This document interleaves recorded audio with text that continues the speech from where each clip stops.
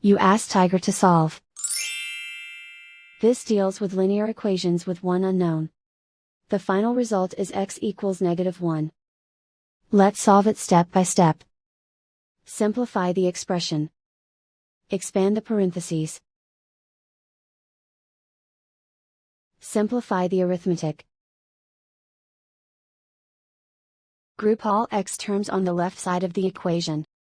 Add x to both sides. Group like terms. Simplify the arithmetic. Group like terms. Simplify the arithmetic. Group all constants on the right side of the equation.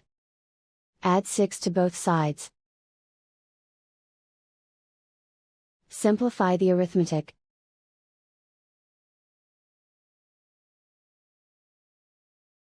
Isolate the x. Divide both sides by -10. Cancel out the negatives. Simplify the fraction.